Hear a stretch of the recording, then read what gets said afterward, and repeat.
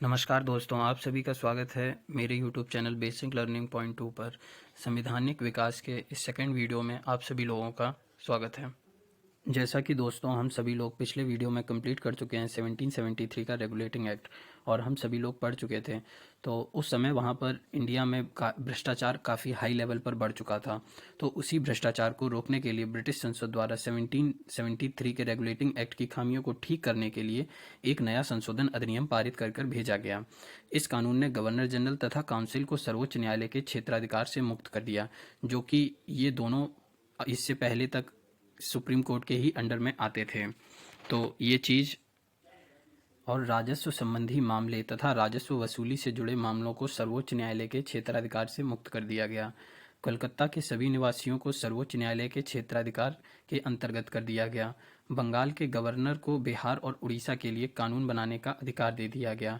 प्रांतीय न्यायालयों की appeal governor general in council के यहाँ दायर होगी, ना कि सुप्रीम कोर्ट में दायर होगी। तो ये कुछ इम्पोर्टेंट काम किए गए थे 1781 के संशोधन अधिनियम में। अब हम लोग पढ़ेंगे Pitt's India act. Pitt's India act एक बहुत ही महत्वपूर्ण एक्ट है। यह अधिनियम दो कारणों से सबसे ज़्यादा महत्वपूर्ण है। पहला कारण, भारत में कंपनी के अधीन क्षेत्र को, जो ब्रिटिश ईस्ट इंडिया कंपनी के अंडर में जो भारत का एरिया आता था, पहली बार उसे ब्रिटिश अध्यापत्य क्षेत्र कहा गया। दूसरा, ब्रिटिश सरकार को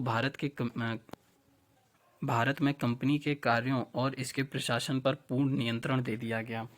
और ट्रेड एंड एडमिनिस्ट्रेशन को ईस्ट इंडिया कंपनी से अलग अलग कर दिया गया, यानी कि व्यापार और प्रशासनिक गतिविधियों को ईस्ट इंडिया कंपनी से अलग कर दिया गया। Trade and commercial activities all power move to the court of directors. एक कोर्ट ऑफ डायरेक्टर का निर्माण किया गया और एक बोर्ड ऑफ कंट्रोल का निर्माण किया गया।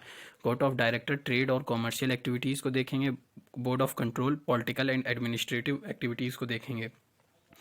और साथ ही साथ बोर्ड ऑफ कंट्रोल को ये शक्ति दे दी गई कि वो गवर्नर जनरल को अपॉइंट कर सकता है। और बोर्ड ऑफ कंट्रोल में टोटल 6 मेंबर्स हुआ करते थे। इसके साथ एक स्पेशल कोर्ट की स्थापना करी गई लंदन में, जो कि ईस्ट इंडिया कंपनी के एम्प्लॉयज़ के इश्यूज़ को सॉल्व करेगी। इसके लिए एक स्पेशल कोर्ट का गठन किया गया।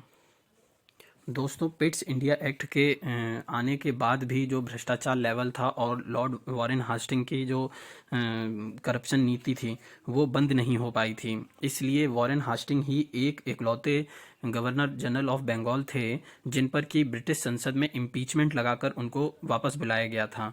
और इस इम्पीचमेंट के बाद में जो नए गवर्नर जनरल आए थे उनके लिए एक नया एक्ट लागू करके भेजा गया था, जिसको हम लोग 1786 का एक्ट बोलते हैं। इस एक्ट में basically governor general of Bengal got the veto power. जो वीटो पावर थी वो बंगाल के गवर्नर जनरल को दे दी गई थी। इस वीटो पावर में होता क्या था? इस वीटो पावर में ये था कि वो अपनी खुद की काउंसिल के डिसीजंस को मानने से मना कर सकते थे।